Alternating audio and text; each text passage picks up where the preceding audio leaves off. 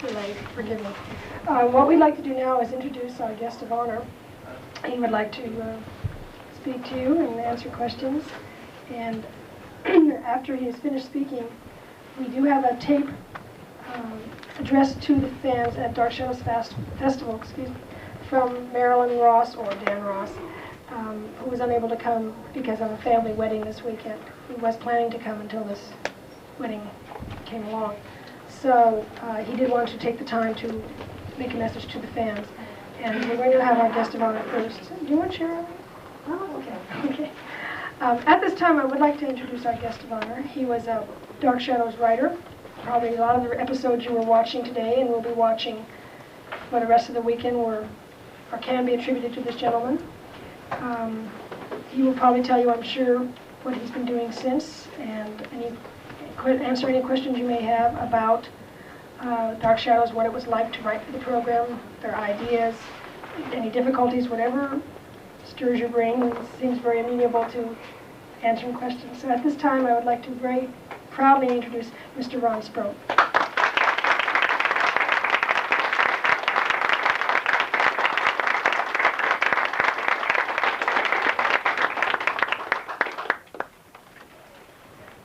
I don't have anything prepared to say, so if you have any questions.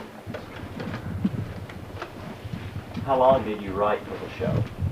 For close to 3 years, from September of '66 to about May, I think it was, of '69, which was roughly through, was about the middle of the Quentin story.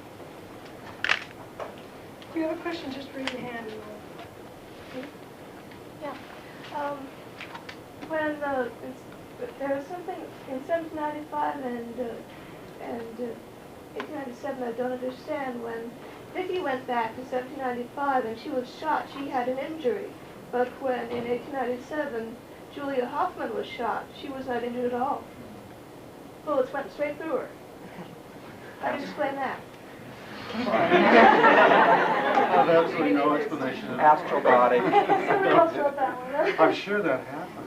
She was also poisoned by Evan Hanley, but it didn't hurt her. Julia wasn't really alive in 1897. She just went back through her astral body, whereas Vicky was physically in 1795.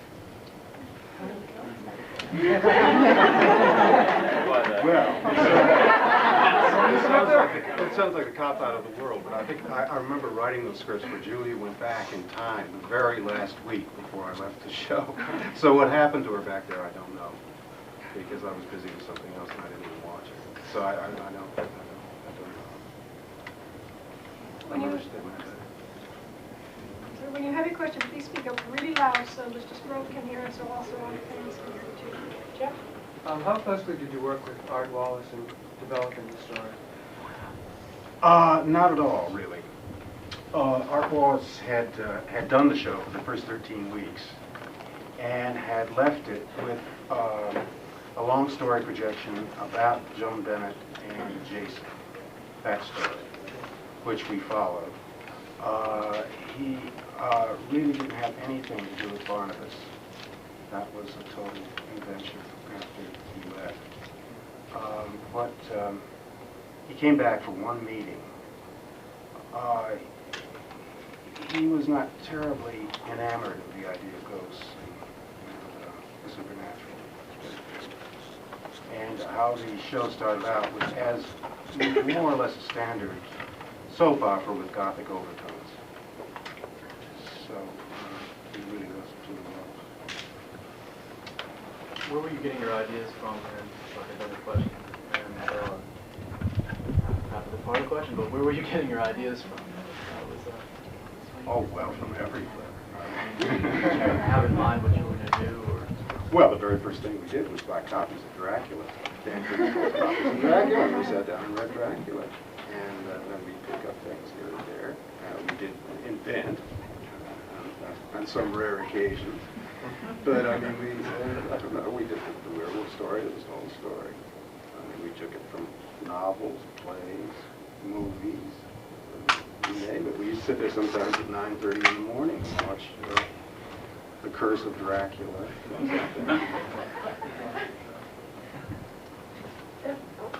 What time kinds of writing did you do before Dark Shadows?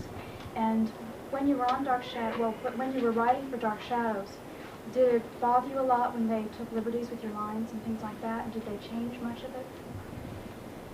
The actors themselves, as a result? Oh, they would paraphrase, and of course they cut for time and so forth. No, I thought they were reasonably faithful to lines. I don't know anybody who, well, there was one actor who was notorious for paraphrasing. I mean, he simply didn't say a single word you wrote.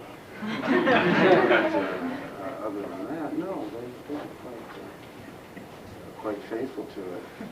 As far as having a background for writing and stuff, I had absolutely no background for it at all. I had come from an ABC show that was in the same time slot right before that, but that wasn't terribly successful here. It was sort of successful in California, but it was called Never Too Young. And ABC recommended me to work on this one. And I thought it was all right when I started. I mean, I was happy to be working and so on, but I didn't think it was the fun I thought it was when we decided the character was dead. And then we started doing the supernatural. Then I thought, well, it brought back memories of old stories, movies, stuff I just always loved. I always loved this stuff. But no, I never had any experience doing it. Whose idea was Laura's? Laura, the first piece you were called the Phoenix, Laura Collins, and whose idea was to bring it back to the Well, that really was the turning point of the show, actually. It wasn't the turning point as far as the ratings were concerned. That was when John came on. But I think it was Dan Curtis's idea. We were stuck with, I don't know if you were there last week, we were talking about this, we were stuck with kind of a boring story about a child custody case. David's mother was going to come back and claim him, and he was going to try to kill his father all over again. And we just looked at it and was dread. Oh my God, it's going to be dull. And I think it was Dan Curtis, as I recall, who said, "What if she's dead?" You know, and it took it on a whole other thing. And it really was the turning point. What particular piece of work that you wrote did you enjoy most seeing being filmed and shown on the show? Was there any particular piece of work that you enjoyed? That I enjoyed? Seeing? Yeah. There was, well, you know, lots of times I was pleased with it. It turned out a lot better than I thought it would. And, you know, conversely, sometimes I thought I had some stuff I thought was kind of good that didn't look so good. But the one I think I enjoyed seeing the most was early on, because we were still, I mean, there was excitement about doing it. We were doing new territory and the whole thing. Early on, there was a show after Vicki had been captured by Matthew Morgan. I don't know if you remember this whole thing, but it was the first time ghosts were introduced on the show. And all the ghosts of the widows came to save her. And Matthew had an axe, and he swung the axe through the ghosts and so forth. Anyway, that effect we thought was going to be wonderful. Well, it wasn't. It was awful. But the next day there was a script where Vicki came home and played a scene with Burke Devlin, who was a character on the show then, and Joan Bennett, Elizabeth, told her a ghost story, and we used some ghost footage that Dan had done originally that had never been used. It was Catherine Lee Scott with a stocking over her head or something that shot, where she was running around the pillars of the old house. And I thought that was a wonderful show. I thought that was my favorite show, because at that time, because I thought it combined everything we wanted to combine. And it was supposed to be a nothing show. It was supposed to be a calm-down show after the big attack. And I didn't expect much from it, really. I just hoped it would turn out. It turned out very well, I thought. Go ahead. Why didn't they ever explain the boo-boo they made where they introduced Dr. Hoffman as a he, and the next meeting they never explained that. How did that come about? Oh, I didn't know. Yeah, you see, it's very funny. Sometimes we were so busy we couldn't watch the show, and that was one boo. That's a very funny boo. That's one we missed. But Dr. Hoffman was going to be Dr. Julius Hoffman until I think, and up to the point where they said he's coming, I suppose. But at the very last minute, Bob Costello said, "Why don't we turn this character into a woman? Wouldn't that be more interesting? To have a woman doctor and yet another man walking in." So he said, "Sure." She became an all-purpose doctor. But it was supposed to be a minor character. Somebody asked me a question last week about how things got changed, and that's a case in point. That was supposed to be a walk-up. Dr. Hoffman was supposed to last maybe 5 performances tops. It was supposed to be just a little character that came in and performed the function. Of course, became one of the major characters of the show. Speaking of changes, at the point just before Barnabas showed up, the ratings were low, and it seemed as if things were sort of moving toward a wrap-up. Were there any ideas at that time of, in case the show was canceled, wrapping up the plot in a specific way, tying up all the plot lines? No, you see, we never got that close to it, and we were never told how close we came to getting canceled. Although, I know, we thought things were going better with the Laura story. We were told they were, getting courtesy and happy, and when we plotted Barnabas,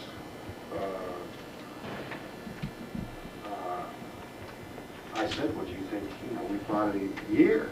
You know, it was kind of a waste of time. You think this thing will really be on a year?" And he said, "Well, let's just see." So we never really felt the axe as keenly as it was poised over our heads at the time. Was there an ultimate plan to reveal Vicky's identity? Yes. Yes. Who was she? She was going to be Elizabeth Stoddard. By who right? All those stories are right. Second guess too. Well, as it turned out, she functioned like a daughter anyway, so it didn't matter as far as I can see. But that kind of thing absolutely got lost. Not true. Charlie? What about Count Patofi? How was his character, his personality developed? Count Patofi came on after I left. Okay. Oh. Foster? Oh, who's that? No, well, this may have been also after you left. You were talking about having the noose of cancellation hanging around your necks. What about when the show was really, going off in 1971, January, February? Was there any idea to go back to the plots that have been left hanging and kind of keep them going to get the show back on, or what was done? No, of course I wasn't involved in it by that time. I left in '69. But I kept in touch with Gordon and occasionally with Sam, and we talked about it, and they decided to wrap it up as best they could. I know at the time I went to work on Never Too Young. There was an ABC soap where they decided that they were going to have the viewers demand that it be kept on the air. And they had somebody committing suicide on one side of the door and her husband or lover or whatever banging on the door, and that's the way they went out. And they were sure that there was going to be an outrage for hue and cry, which there was. But the network was just mad. I mean, they didn't have no intention of putting it back on the air. So when we wrapped up Never Too Young, and I think consequently Dark Shadows, we tried to wrap it up as best we could. I mean, it's the end. How much trouble did Dark Shadows have with the ABC censors? None that I recall. Which is very funny, too, because it was a terribly suggestive show. But I think it just sort of went past them. I don't know. I remember one time it was kind of funny. We had fire inspectors who came along from time to time. And the fire inspectors came about the time we were planning for Laura to go up in flames. The whole set was going to come tumbling down on top of her. And so anyway, fortunately, they came the day before, and they made quite a fuss about that little fire in the fire. You know, they really checked the fire. They said, now keep this down and keep the gas jets and everything. And the very then they left. And the very next day, they had timbers falling and fire. But as far as censorship was concerned, no, I don't remember anything. Never Too Young, the one I'd done right before, was we had terrible problems with censorship, and it was very innocuous. So I think the censors just didn't think there was anything in this that concerned them. I mean, they thought it was fantasy. I have two questions. You might have just answered my first. I was going to ask you what they always ask the stars, what if the writers were present, or if they knew about any really awful blooper that was made, what one or two stick in your mind the most? And my second question is, why hasn't the Dark Shadows formula been tried in another soap opera? Do you have any idea of, is there any reason why it hasn't, or? I really, that I don't know about.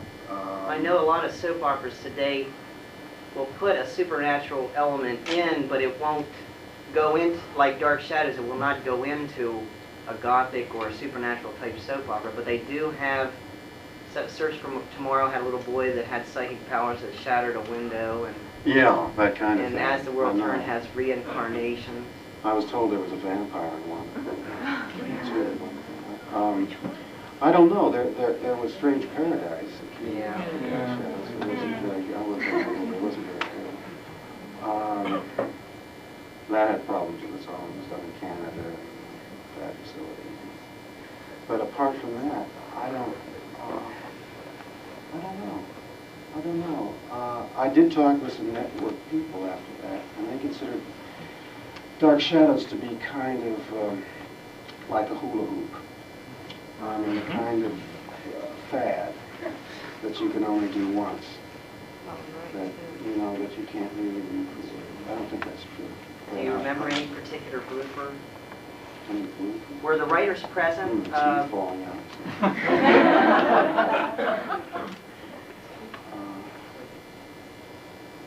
Present?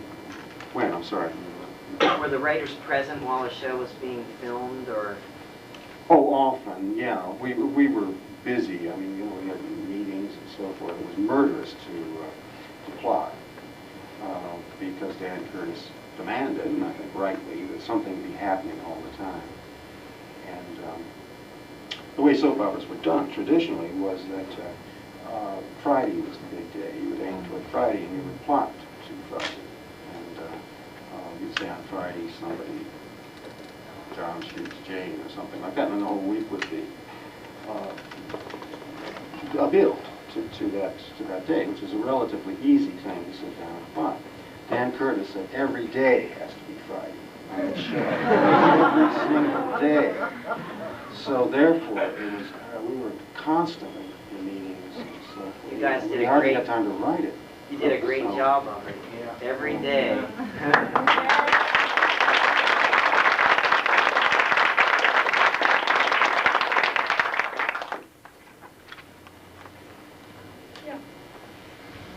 I was wondering how many, I know a lot of these television productions take many hours a day. How many hours did you spend a day on these things between writing and filming and everything else? Because I work for ABC myself, but I don't involve with production stuff. But I heard a lot of people talking about it in terms of that. How many hours do you spend a day? Like 12, 14 hours a day or something sometimes on a schedule of doing a lot of stuff, I guess? Because it's a lot of work, I guess. On that one, yeah. It was about, I'd say 14 hours a day, because writing time was almost minimal in terms of the time that was spent. Could you maybe tell us what an average day was like on the show? Maybe that would help. Yeah, that would be more of a thing. What would be an average day in terms of You walk in the morning, then what? Well, 3 or 4 days a week, I'd go to the Camelot, which is where Gordon had an apartment, and we would meet about 10 o'clock in the morning and stay there until roughly 6 or 7.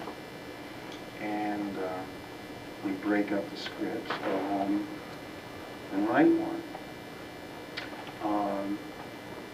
Now, twice a week, that would be broken up with a meeting with Dan that would last 4 hours. So, I mean, it was pretty constant. And I used to try to take Sundays off. But, also, somebody was asking if there were long story projections. There were indeed, and that was brutal because Dan Curtis would live in his office and we just stayed at. And I remember one time we stayed for 52 hours. So Barnabas just went out to eat. Do you think that if they brought Dark Shadows back, not as reruns, but if they did it over again, picked up from where they left off, it would be better today or it was better back then?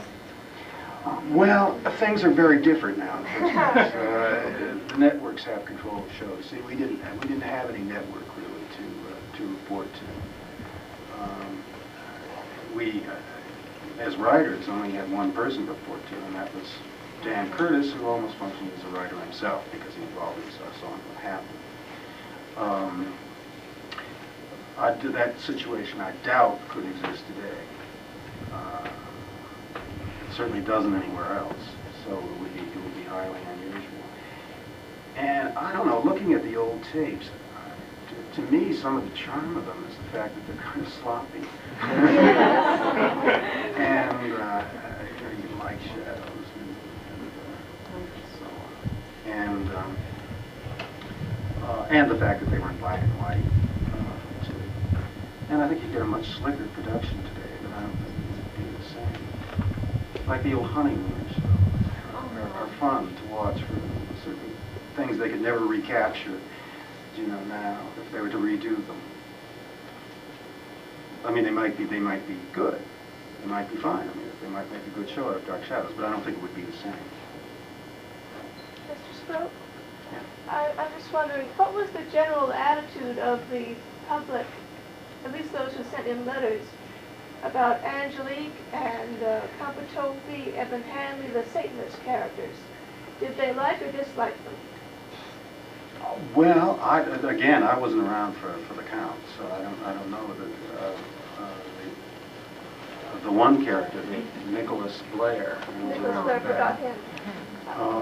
I think he went all right. I don't know. Angelique was a big hit in terms of the mail. Dan always made us read the mail, so I was quite aware of it. And they loved her, and that was fun. Nicholas Blair, I don't know. It didn't have too much of a vampire curse on Barnabas.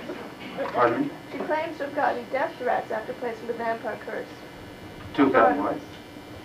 In 1795, after the vampire curse, she claims she got many death threats. That's strange. I don't know. There was a certain lunatic fringe. Yeah. The next, I was going to say, hold you, but let's get him first because he hasn't asked yet. Was there a point at which any of the writers disagreed on the direction the show was going to take? Like Sam Hall thought this character should die in 2 months, and you had plans for a year for the character? Yes. Plenty of that. But we worked it out.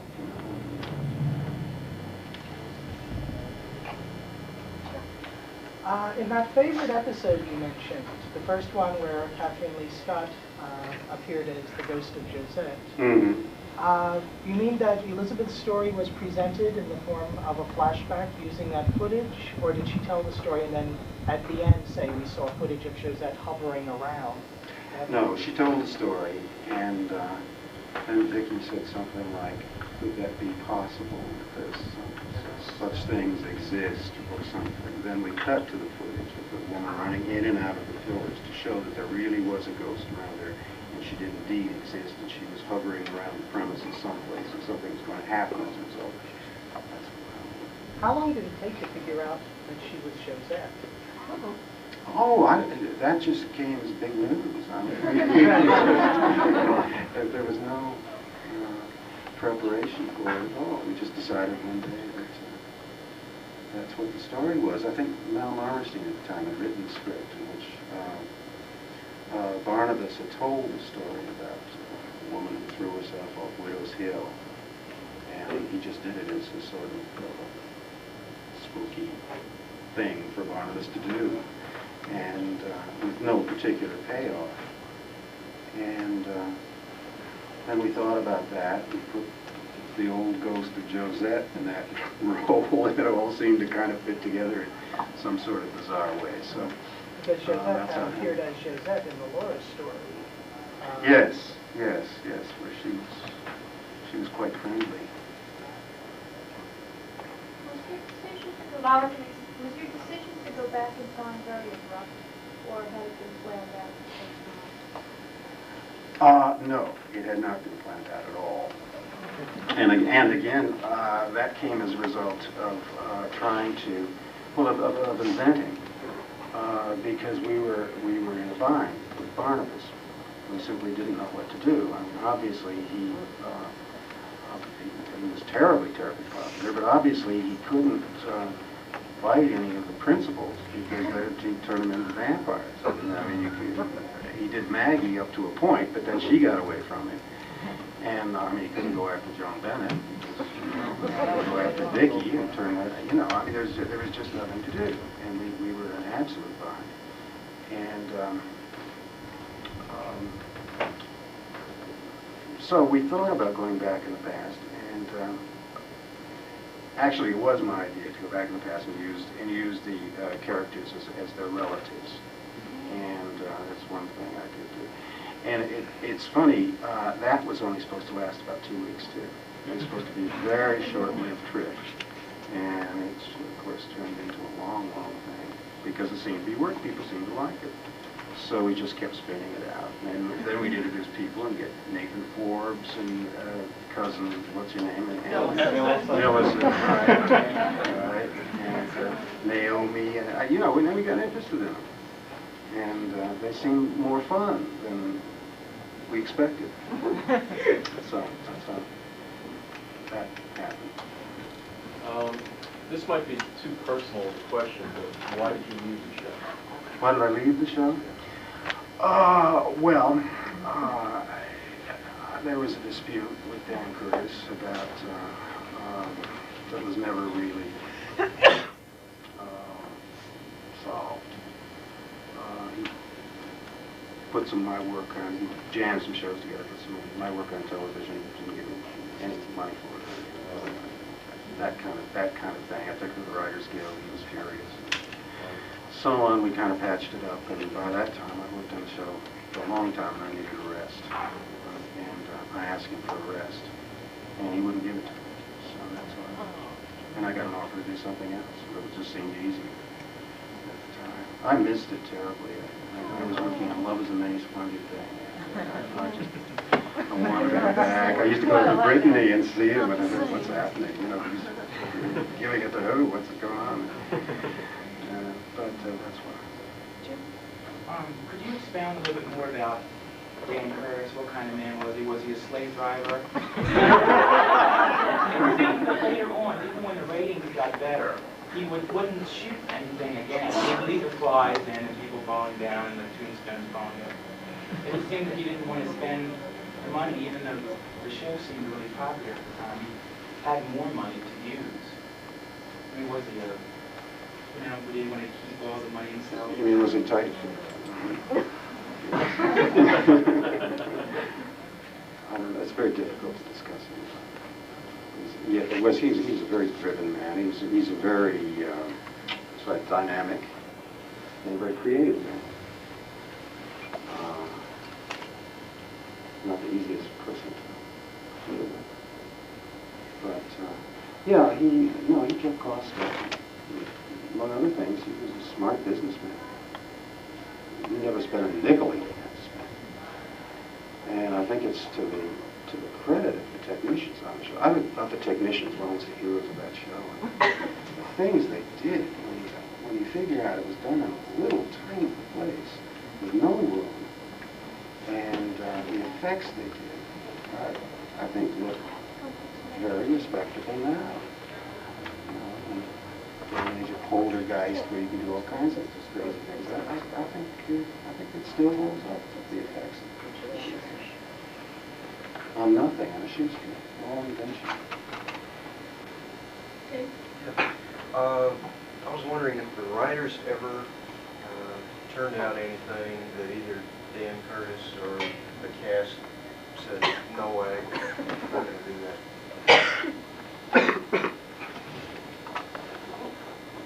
No. One thing did happen once, which led to a dispute, and that was that Dan decided the ratings sagged, and Dan decided to take scenes from here and there. In other words, speed up the story, and that's what he did. But that's the only time. So one other. I know you weren't around at the end, but as I understand, writers, sometimes they'll do like an outline for the entire year. Mm-hmm. Do you have any idea, any way of knowing what they were planning beyond when it got canceled? No, I really don't. I don't know what they were doing. I do know, though, that at the very end, I remember watching it for the last couple of weeks because Gordon Russell was going to be on it, and I tuned in to see if Gordon was there. We were friends. And at any rate, I know that Dan just washed his hands of the whole thing, and they had felt that it had got terribly complicated, and that it was hard to plot because Dan was going after more and more and more action. Well, when it was canceled, he lost all interest in the show entirely. Could do anything you want to. So they devised a sort of simple plot about somebody going into a room.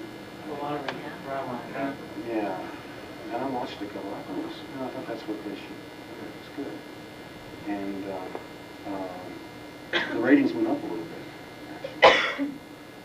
But it had already been canceled, so that was the end of it. That's all I know about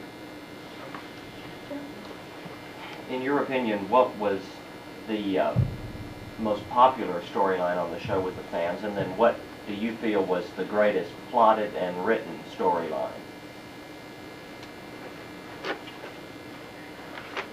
Oh, well, without question, the most popular was Barnabas. The story of Barnabas, particularly when he first came on, and then I guess subsequently, in terms of popularity. When she comes. I thought the Dream Curse worked well. I like that. Of course, again, I liked early scenes that we did involving Josette and Vicky being wafted to crypts and so forth, because it was all new then, you see. And we were just making it up, and we didn't know, and it was absolute new territory. I mean, nobody had ever done anything like it before. So those scripts were, those shows were kind of my favorite at the time. I remember with great fondness in the books and all that stuff. And Josette's wafting her here and there. I liked all that stuff, winding up in crypts and old caretakers and all that. It just seemed like fun to me. After a while, it got to be routine like anything else. I'm sure there were much better shows, but it was just fun. How did you arrive at the names for all these characters? There's some really unusual names in the cast. Bob Costello got an old whaling book. That's where Barnabas came from. I don't know, then we just sort of made up names. Sam was very good at names. The Countess, typical Sam. Angelique was my name. I don't know, we just did, we just said, hey, how about calling this character Peter Bradford? That's one. Or Angeline. I don't know. We just toss out a few names and say, oh yeah, that sounds right. Barnabas was the only real problem. We wanted something unique. I didn't like it at first.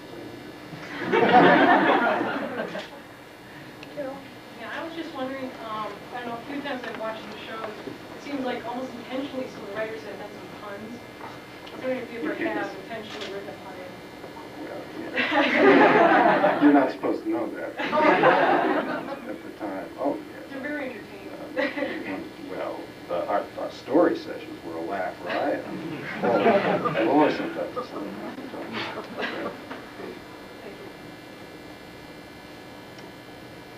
Do you remember who particularly, if was it the writers or Dan Hurst, who thought of the Barnabas character? Do you remember exactly? Oh, well, yeah, yes, I remember vividly. When I guess we were on the verge of cancellation, even though the ratings had gone up slightly. Dan said, I want a vampire. Terrific, Dan. That's great fun, but it was his idea.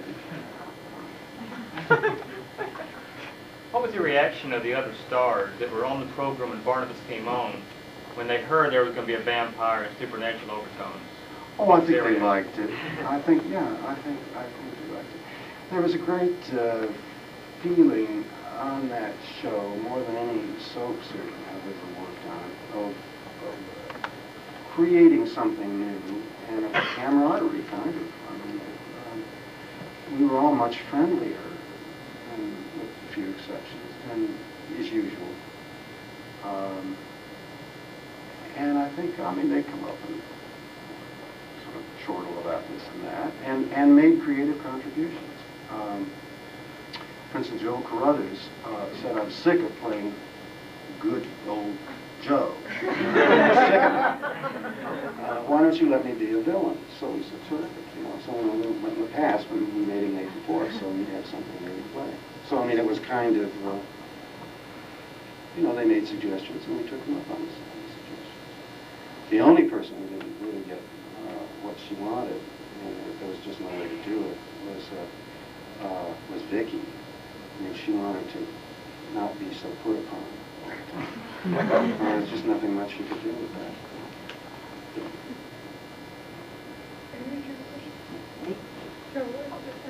Any advice to would-be soap opera writers?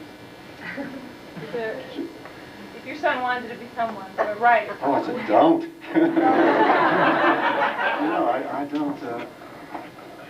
I don't know. How do you get started? As a rule. Well, normally, people now get a start because they're noticed someplace else. In school, they win prizes, they have plays somebody sees. Some of them come out of courses. There's some very good courses. There's a good course at the new school.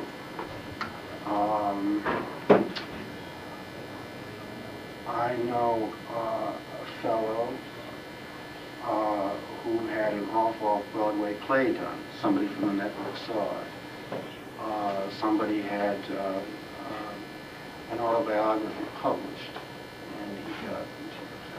It's normally by having something done someplace else that you do it. It seems that there's virtually no way you can get a job writing a soap without some sort of writing background prior to that. I was just wondering, you mentioned that the plots went at breakneck speed, every day something happened. Do you think that kind of speeded up the cancellation? Like, do you think if the plots had gone a little slower and they hadn't used up all their ideas, do you think the show might have continued on even longer and used too today?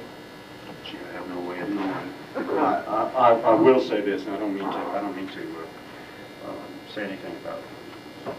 Well, I tuned in a few times when I had been away from it for a while, and I found it confusing. So I just found that there were too many plots, too much stuff happening, and I think that should not have been. But whether it would have continued,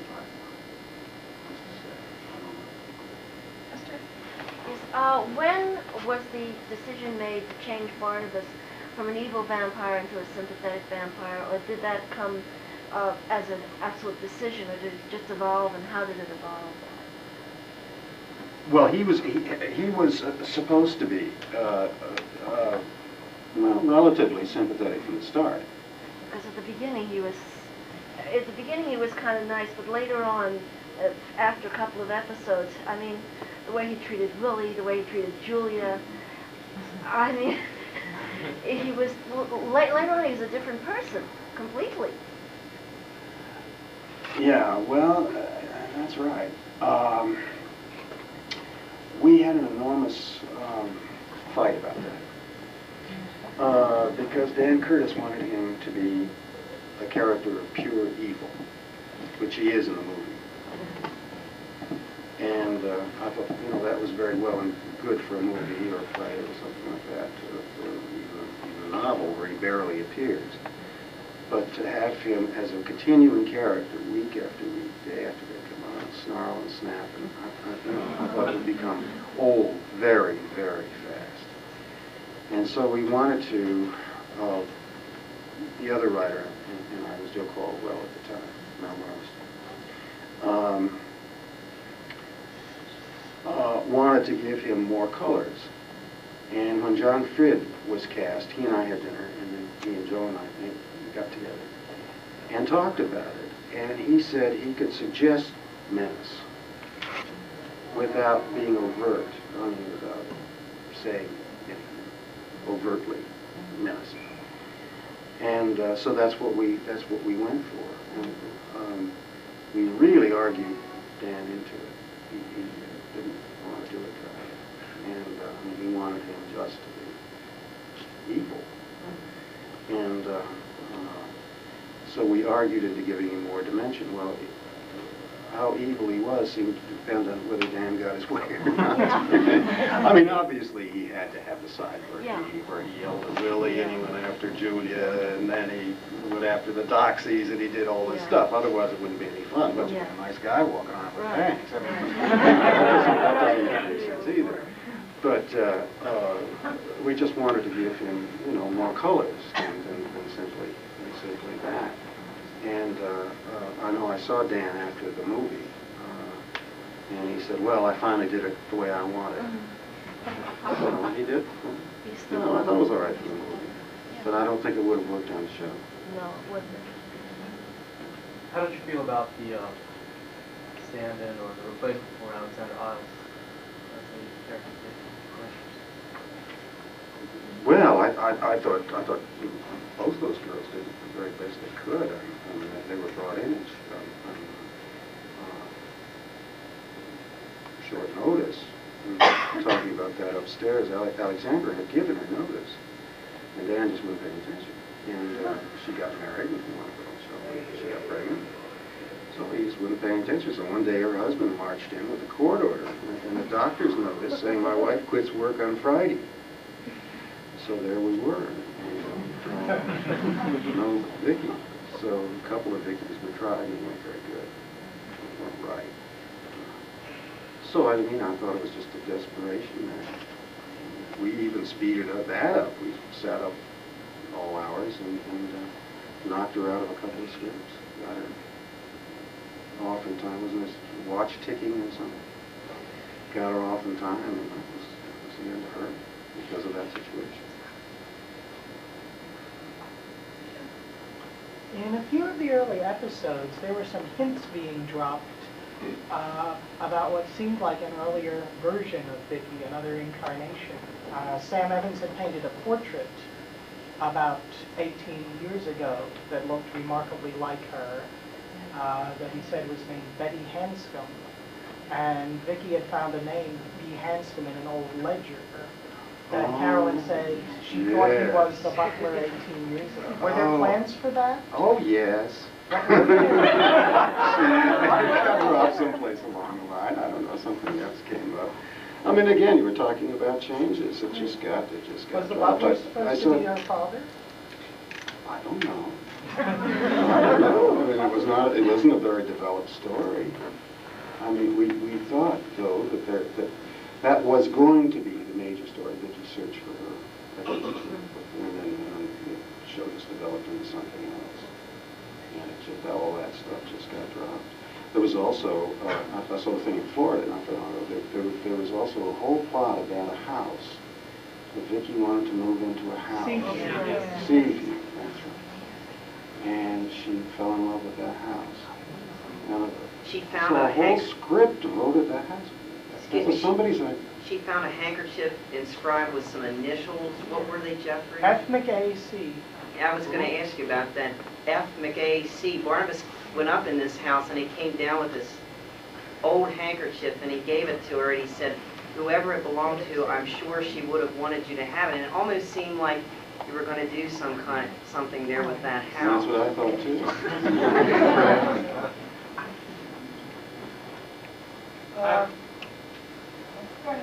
I was going to ask you, a lot of people saying, how much room did they have in those ABC studios actually doing that production? I mean, in terms of, making it sound it was real tight country with no room at all. Oh, it was terribly, terribly tight. It was one of the smallest studios they had. I guess it was, maybe 2.5 times this. Something. No, it wasn't that wide. It was fairly long. But it was a very small studio. And how they fit all that stuff in there.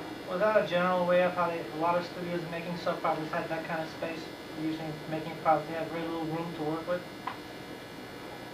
Well, yes, but other soap operas didn't have the physical demands this did. I mean, we were always placing things in limbo woods and making demands on the set designer was wonderful. Came up with solutions. We used just odd areas of that space to solve. And docks, he had all kinds of things we threw at him. Came up with solutions for. I know Love of Life, which I worked on first, long time ago, was done at a place called Liederkranz Hall, where they had a space about as big as this room. I mean, it was very tight. But then they just had 3 sets, and that's all you could use. How many permanent sets did you have, actually, like the mansion itself with the foyer and the living room? That was the permanent set? That was the permanent set. That was the only permanent set they had? Yeah. Yeah, the old house was a semi-permanent set, but it came down to make room for other things. The permanent set, foyer, never came down. That was all this. I have 2 questions. One, why was Bert Devlin killed off in an airplane crash? And another one, is there any truth to the rumor that they were going to try to show that Victoria Winger was the illegitimate daughter of Elizabeth Stoddard? Yes. Okay. That was going to be.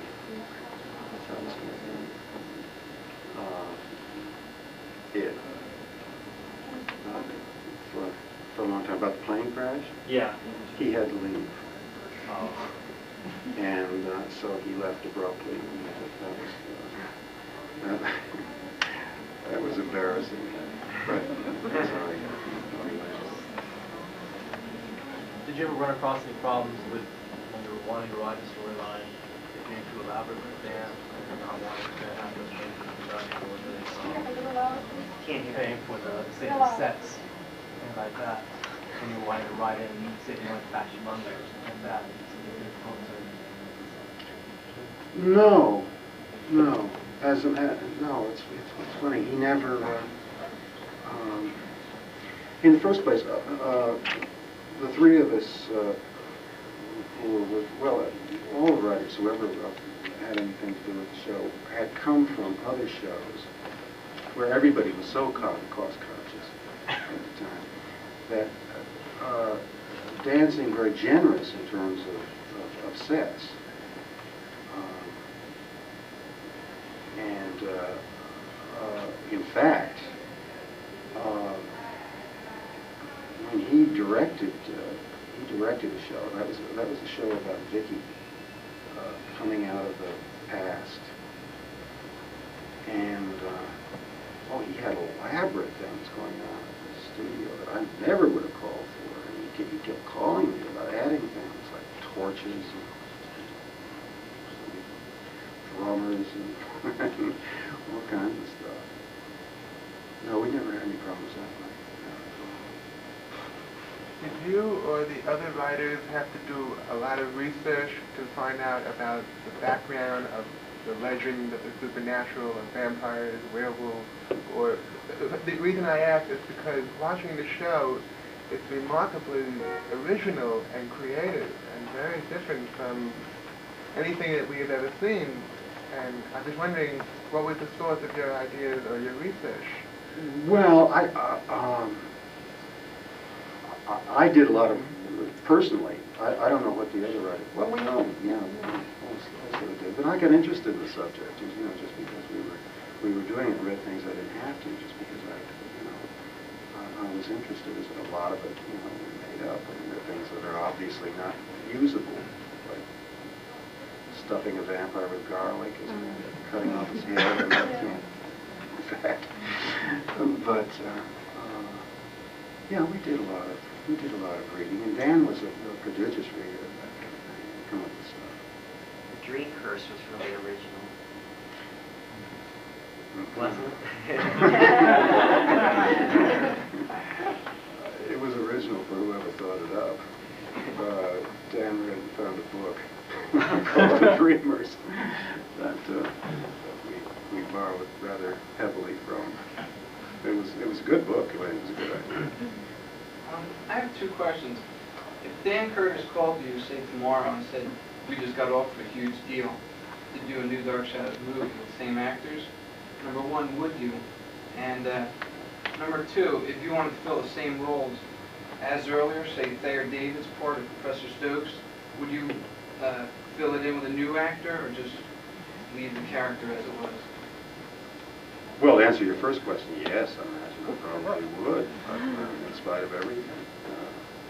I don't think he'd ever call, but if he did, sure. As far as replacing some of those people, very hard to replace. I don't know. Thayer David is a particular case in point. What happened on the show, as well as trying to see what plot points worked. Sometimes there would be an actor we liked so much that we wanted to see him in another part when he was no longer usable in the part that he'd been doing. And Thayer David was dead as Ben, early on the show, but he was such a wonderful actor that we wanted to bring him back. And we looked for every opportunity to be able to do that. So he came back in several different people. And always wonderful. I don't know how you ever replaced it. And the same thing was true of John Carlin. Trying to figure out Willie was just supposed to be nothing. And we thought he was so good that we kept trying to devise ways to get him back. And Lara Parker was very popular, so she came back as Cassandra. And, well, you know, you saw those. A lot of it happened because, not only because people seemed to like the story, but because we liked the actors. The actors were wonderful. So I don't know how to ever replace him. How did Lara Parker like playing a vampire? Did she? Oh, that's right, she was a vampire. I don't have the slightest idea. You have to ask her. I don't know, she didn't make any fuss about it. Whose idea was it to turn Angelique into a vampire? I don't know, we'd already turned Maggie into one in a dream. We had her dream that she was that's true. You look at the film, but it's true. She had a dream that because I remember she had the teeth in it. And it worked very well. And we thought there was something particularly scary about a sort of sexy lady vampire. So that's why I probably did it. Were the two Dark Shadows movies, were they stories or scripts which for some reason or other never got to the TV show? In other words, were they like leftover ideas or material that you decided to make a movie out of instead of a TV show? Well, as far as the first movie was concerned, I wasn't involved in the second movie, and I don't have credit on the first one, although I did work on it. We went through all 3 or 4 scripts. We wanted to do an original movie using the same people. I mean, using the same characters, but just different things happened from the show. And Dan didn't want that. He wanted really a condensation of what had happened on the show. So that's what happened. He got what he wanted. And so it was, it was old territory. He just took the old scripts and shoved them all together. Happened a little faster. I think the only real piece of invention was out at Harrison, where it was shot. It was on a real estate, and there was an old swimming pool out there. It was very spooky. We went and walked around, and we thought, this would be a spooky place to be trapped or something. So at the beginning of the movie, we had a scene where David was trapped in there, hearing noises and so forth. But other than that,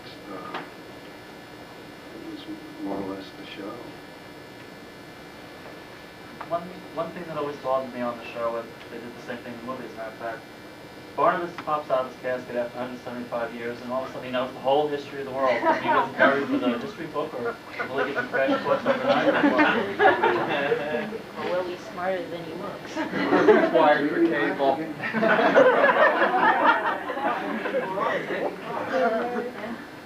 You mean he knows what went on? He knew everybody was in the house, he knew about the wars that went on, and he was supposed to be locked away in a box for 175 years. How did he know all this? He knew about the war in the movie. He said that his house was destroyed during the war. So in the show he didn't. In the show he went, war? Yeah, well, I don't know. I don't remember. They never explained how he found all this out. Really? I don't know. No, initially, I think maybe we got this, or I didn't have anything to do with that part of it, but in the movie, those scenes. But initially, we were very careful about what he did, and I think maybe because of familiarity with the character and situation and so forth, maybe as writers in general, we got a little slow about certain things like that. But initially, we were very, very careful about what he knew. He came out of that box not knowing much except what went on at the time he died, which is what was supposed to be so attractive about him to Vicky. She loved to talk about the past. That's all he knew anything.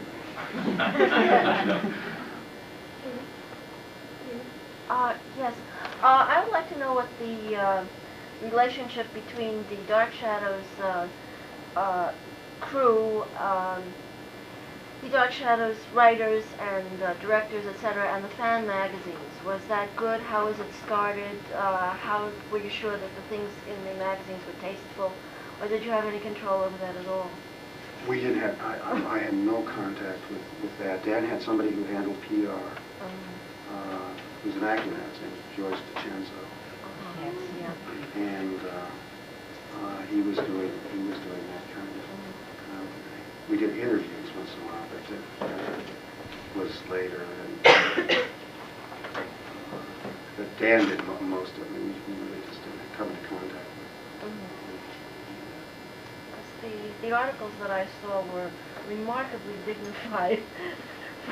A lot of them, most of them were very dignified compared to some of the other stuff. I don't know where you read them. Afternoon TV. They say the Dark Shadows started afternoon TV. Or maybe I just think everything that connected with Dark Shadows was dignified and it doesn't matter.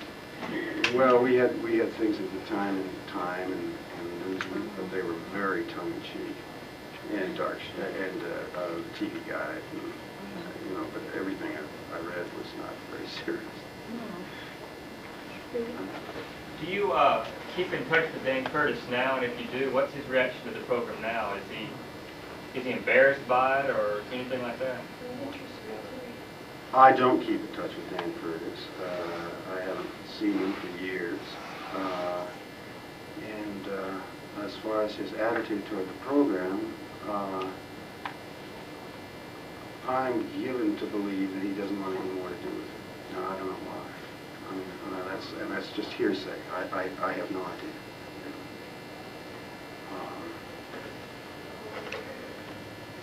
I don't know. I mean, I don't understand that attitude. Because he loved it at the time, I must say. He worked very hard. And wasn't just a producer who sat back and said, bring me in outlines. I mean, he participated. So, I don't know. Real loud. Did any of the actors or actresses ever object to having a coffin scene? No, except that John's first coffin was too short. And he objected to that. He wanted a new coffin. But other than that, no. I remember after Catherine Lee Scott had spent about an hour and a half in the coffin to do a dream sequence, I saw her afterwards, and she was kind of dazed. I mean, she wasn't exactly perky.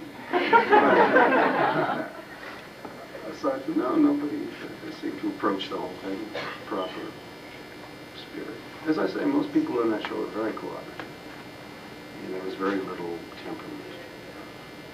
There was one actor who was temperamental. He was one of the actors early on.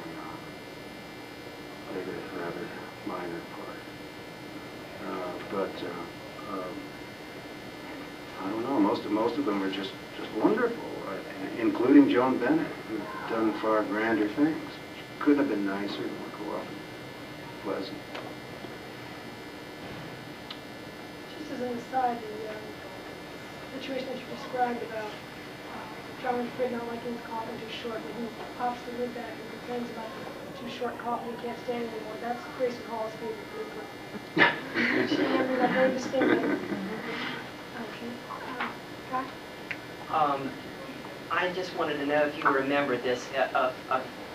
One of the stars, I think either Jonathan Frid or John Carlin at the Dark Shadows Convention in Los Angeles last June, mentioned that one time on the show the writers had come to like an impasse where something was going to happen or they wanted to do something that they couldn't quite remember. There was something in the past of the show they couldn't quite remember how it happened or what had worked out. So they racked their brains amongst themselves, and then they went to the stars to ask, and they tried to call Dan and he wasn't available, and finally they went down to the street and asked the fans.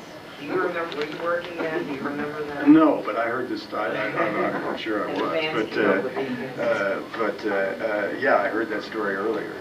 It's very funny. It's true, too. In terms of the actors, the things, a lot of these actors sometimes play certain parts for like a couple of weeks, a couple of months, and then they sort of hibernate for a couple of months. Do you have these actors under contract, and how do you bring them back, say like Willie Loomis, when he's like, in the early versions, he was like in the hospital, and then like a couple of months later he comes back, and certain actors like, come off and on. Or like they have no part in certain kind of episodes or plots. What do they do in the spare time? They do other kind of work, or are they under contract with ABC? Depends on who you're talking about. In terms of Willie, that was what I was talking about earlier. John Carlin was only supposed to come on for a few appearances, but he was so marvelous that we just wanted more of him. But it took a little time to arrange it, so he was off for a little while, and then came back.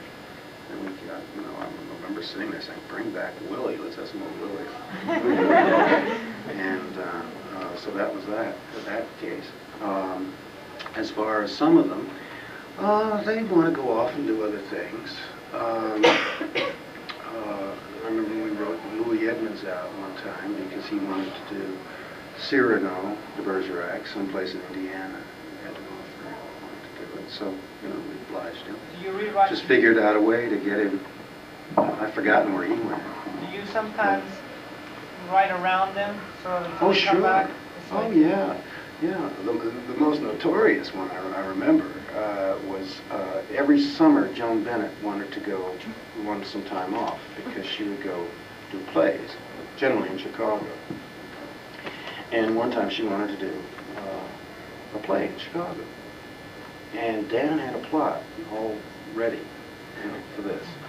He said, in case she ever says this, we're going to use this plot. So we used the plot. And she was obsessed with the idea of death. And so one day, and she was afraid she was going to be buried alive, so she made provisions for this. She was going to be, if anybody found her dead, maybe she isn't dead after all.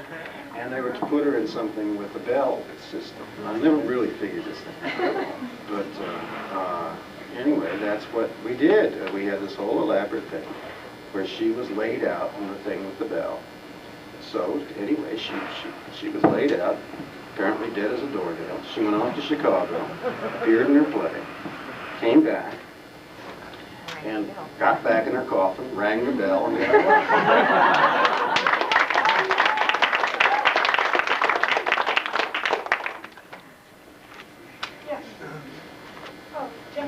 Dan Curtis did a pair of semi-autobiographical TV films in which young Dan had an adorable little sister named Sarah, who was shown in 1795 named Daniel and Sarah, after himself and his own sister.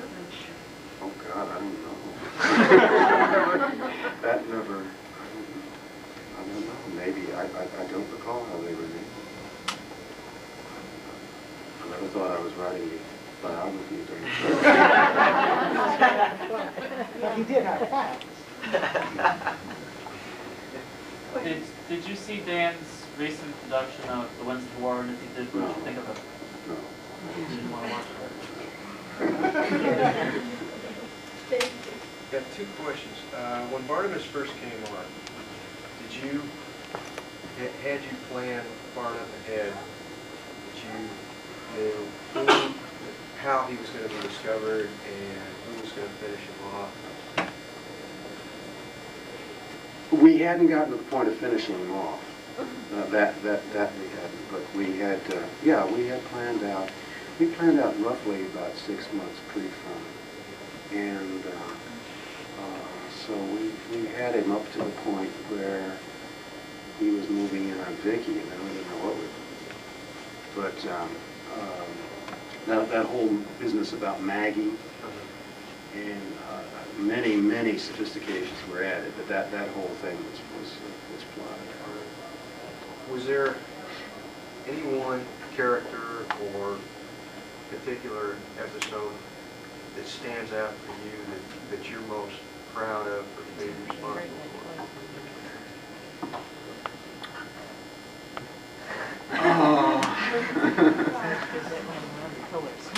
I can't think of any particular. There was a seance I liked a lot, as well as the one I talked about earlier. But there was a seance. Like that party? Yeah. Costume party?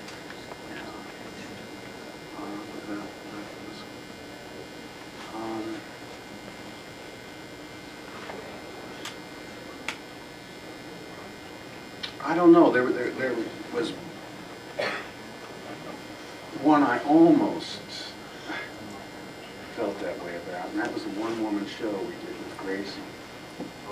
The only thing, I mean, because that was, I've done one of those earlier on Never Too Young, and that's one reason I got hired in the family. And so he had me do it again. So one I'm Never Too Young. But this one was marred, I thought, by the fact that we started her off in the spookiest possible place, and there was no place to go. No, I don't know. There were so many.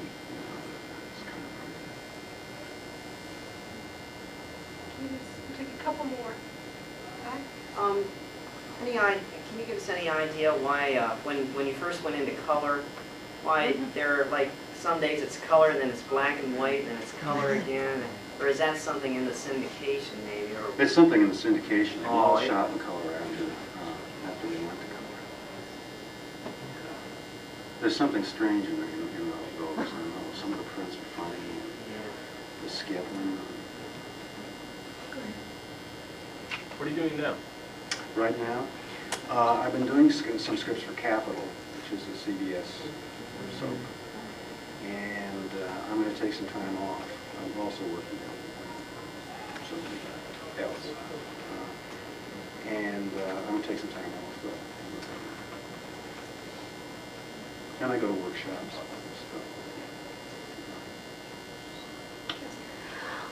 When Jonathan Frid talks about when he was first hired, he said that he was there with a lot of other rather disreputable looking actors for the part of Barnabas. Were any of these other actors chosen for other parts subsequently? I have no idea. I remember at the time, well, I saw a picture of John. I had known him. We'd been to school at the same time, so I was delighted that he was cast because we were friends and all that. But my original idea for it was Bert Convy. I thought it was going to be an entirely different. You're kidding, of course. I'm not kidding at all. No? I'm not kidding. No, we were doing it. He wanted to do it, and we were going to have a sort of slick, attractive. And I think he might have been, look, George Hamilton played it. Yeah. And Frank Langella. Louis Jourdan. Yeah, Louis Jourdan, that's right. And so, it was open to any kind of casting. Yeah. Very fortunate with what we got, but I yeah. John Frid, in spite of the fact that I knew him, was the farthest person from my mind. I just didn't ever think of it. Do you remember the actual audition, or were you there? Or? No. There, he was at that time. The casting was strictly done by Dan Curtis and Bob Costello. Now they amended that later and brought the writers in, so we had a hand in the casting. But at that point, it was strictly cast by Dan and Bob, and they cast John Frid, which thank God they did it. Was there a problem with the ending of the Dr. Woodard storyline in that they brought in a new actor for the last week before Woodard was killed? Like it ran longer than they expected and the contract ran out? No, what happened was there was a strike, and I've forgotten exactly what it was. We were talking about that last week, and I'd kind of forgotten, but that's what happened. There was an actor's strike of some description, and Bob Garinger, who played the part, wasn't willing to cross the picket line. And everybody was quite sympathetic to him. I mean, he felt it was against his principles to cross the line. And so they hired an actor who was willing to do it for a couple of performances. Thank you. I wondered for years why they... Yeah, well, I saw it recently in Florida, and I wondered too. Bob Garinger said. For a while, I thought it was a new character. Paul, I think that one already. Go ahead. Did you have your hand up?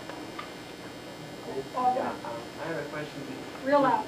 Yeah, did you assist Dan Curtis on finding any of the mansions and buildings for the stock footage for the various at the old house? And No. No, they did that. They did that before the show started. He and Dan and Bob Costello went up to New England and took a lot of footage. Took a camera crew and took a lot of footage of stuff that might possibly be used. And a lot of it subsequently was. That clip I told you about, Kathleen Scott, she was along with it, running around the pillars. Yeah. Well, they took things like that they thought just might be usable. And also they did have the story worked out to the point where somebody was supposed to dump an urn off the roof of Collinwood on top of Dennis Patrick. And they did that. So they must have had, but no, I wasn't along. I didn't pick any of that stuff. I thought the old house was wonderful. That it was a real old house. Dan was very good and very inventive. Thinking of Dennis Patrick, did you ever have any trouble from Irish American groups about Jason McGuire? No, I had any trouble with Dennis Patrick, but I didn't have any trouble with, no. He used to complain about the length of the speech. I noticed the accent occasionally lapsed when he did it. I kept wondering if he was really from Brooklyn or something. Did you spend any of your personal time with any of the people involved in the TV show at the time? Oh, sure. Was there any lasting relationships that you're still friends with now? Well, I'm still friends with John. I haven't seen him for a long time, but I am. Certainly with Joe Caldwell, who I knew before.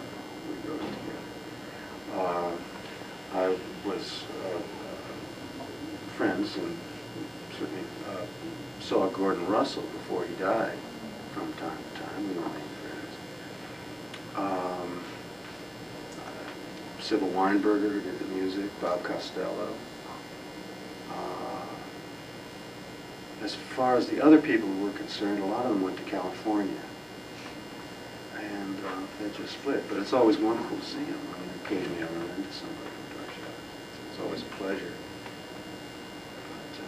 But of the people I just mentioned, I just realized that's an amazing number of people. Because I've worked at a lot of these things, and generally you do it and you split.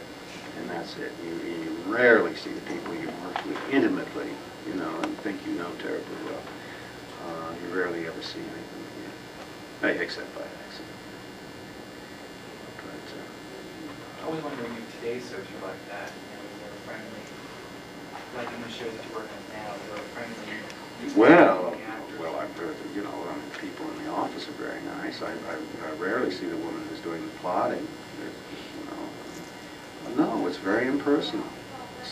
And as far as the actors are concerned, they're in California. I mean, I've never met one of them. So it's gotten to be a very impersonal, categorized business. You know, which is part of the reason why I remember Dark Shadows so fondly, because it wasn't. There was lots of give and take. So. I think on that positive note, it would be a place for us to stop. And thank you very much, Mr. Sproat, for sharing such a pleasure.